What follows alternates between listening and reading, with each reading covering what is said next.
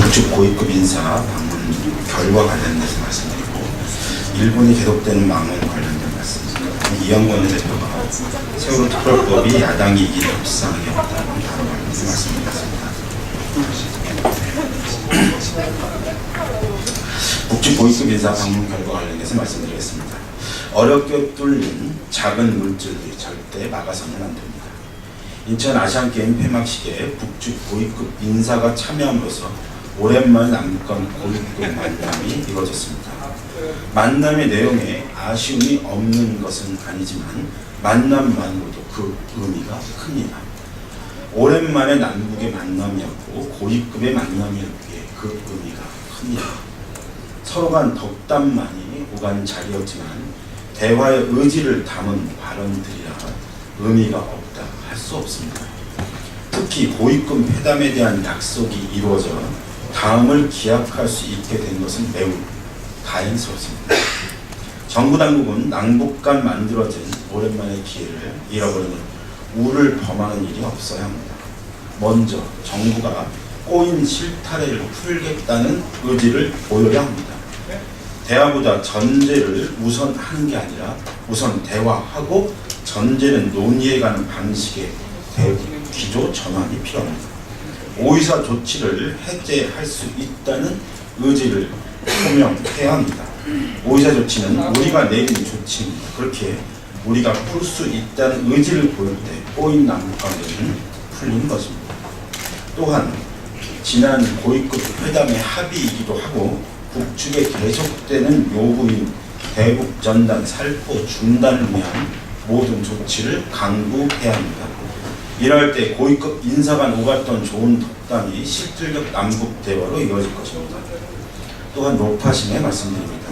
미국 국무부 동아시아 태평양 담당 차관보와 국방부 아시아 태평양 담당 차관보의 방한이 오랜만에 조성된 남북 간 대화 모두에 참고를 끼얹어서는 안 됩니다.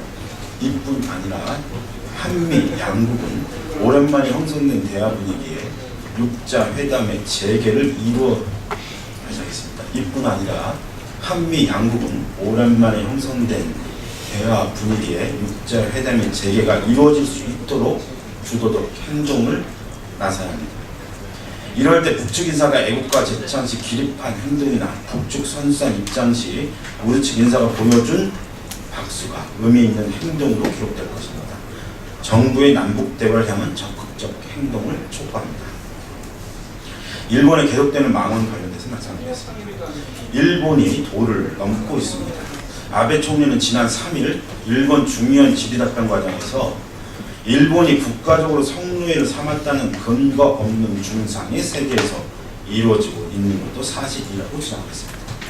일본이 국가적으로 성노예를 삼았다는 주장이 근거 없는 중상이라는 아베의 발언이야말로 중상 모략의 표본입니다. 이 발언이 한일 정상회담이 운운되고 있는 작금에 나올 수 있는 발언인지 의심스럽지 않을 수 없습니다. 여기에 일본 외교 국방 전문가들이 한반도 유사시 미군이 일본 내 기지를 사용할 경우 일본 정부의 개입이 필요하다고 주장하고 나섰습니다. 미국 전략국제문제연구소가 낸 보고서에 따른 일본 전문가들은 한반도 유사시 미군이 일본 내 기지를 사용하는 문제에 일본 총리가 아무런 권한도 없이 수석 방관할 수 없다고 주장했다고 합니다. 이 주장은 아베 총리가 지난 7월 한반도 유사시 주일 미군 기지에서 미국 해병대가 출동하려면 일본 정부의 양해를 얻어야 한다고 발언한 것과 같은 것입니다. 한반도 유사시 일본 정부와 상의하지 않고 일본의 기지를 이용할 수 있다는 미일 안보 조약 비밀 부속 합의를 얘기하지 않고라도 이는 절대 받아들일 수 없는 주장입니다. 이런 주장은 한반도 문제에 대한 개입을 확대하고자 하는 일본의 의도라는 것을 누구나 다 아는 사실입니다. 그런데 이번 보고서는 이를 매우 구체화했다는 데 있습니다.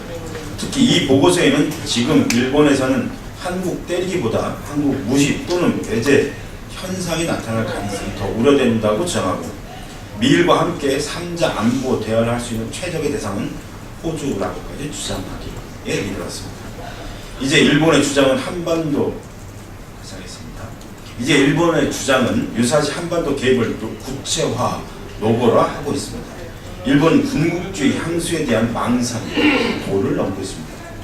오슬로 국제평화연구소가 3일 공개한 노벨 평화상 예측 리스트에 따르면 일본 헌법 구조는 최근 들어 프란치스코 교황을 제치고 노벨 평화상 수상 예측 1위로 올라선 것으로 발표했습니다. 이는 전 세계는 세계 평화를 위해 일본의 평화 헌법이 지켜져야 한다는 것을 증명하는 것입니다. 일본은 더 이상 망언을 중단하길 바랍니다. 정의당 이를 절대 용납할 수 없다는 것을 명백하게 바랍니다. 차제의 정부는 한일 관계 회복과 한일 정상회담을 위한 물밑 접촉을 즉각 중단해야 합니다. 성노예에 대한 일본 총리의 반성적 태도와 입장, 집단적 자위권에 대한 입장 변화가 없는 한 대화는 없다라는 입장을 표명하기를 바랍니다. 그렇지 않다면 일본의 변화는 그렇지 않다면 일본의 변화는 절대 기대할 수 없음을 명심하길 바랍니다. 이완구 원내대표가 세월호 특별법 야당이 이긴 협상이었다는 발언을 관련해서 말씀드리겠습니다. 새누리당 이완구 원내대표가 이번 세월호 특별법 협상을 사실상 정쟁 정도로 생각했음이 드러났습니다. 기자들의 간담회를 통해 사실상 야당이 이긴 협상이었다고 밝힙니다. 승패 가리기를 좋아하는 이완구 원내대표에게 말씀드립니다. 이번 세월호 특별법은 국민이 잔인무도한 정치권으로부터 패배한 협상이었습니다. 진실을 밝히기 위한 모든 가능성은 거대 양당의 야배에 철저히 공세되었고 유족들과 희생자들이 하는 광장에 올려 퍼지는 절규로 남게 되었습니다. 거기에 승패를 따지고 나니 이제 마음이 좀 편안하신가 모르겠습니다. 세월호 특별법의 취지는 명확했습니다. 억울하게 죽어간 아이들을 비롯한 국민들의 한을 풀고 다시는 이런 일이 벌어지지 않도록 철저하게 진상을 밝히고 책임을 묻자는 것이었습니다. 만약 이완구 원내대표가 국민을 대표하는 여당의 책임자로서 세월호 특별법의 취지에 동의했다면 진상조사위원회에 수사권, 기소권을 부여하자는 유족들의 주장은 이견 없이 받아들여졌어야 했을 일입니다. 애초에 세월호 사고 당일 7시간 동안 종족을 갖춘 대통령과 세월호를 둘러싼 불의한 세력들을 방어하기 위한 새누리당의 어깃장이 아니었다면 다툼이 벌어질 일도 아니었을 것입니다. 국민의 무참한 희생 앞에 정치적 손실이나 계산하고 있는 여당의 수장을 보고 있노라니 걱정이 무너져 내립니다. 정의당은 세월호 유족들의 진심을 담아내는 진짜 세월호 특별법을 위해 앞으로도 부단히 노력할 것을 다짐합니다. 이상입니다.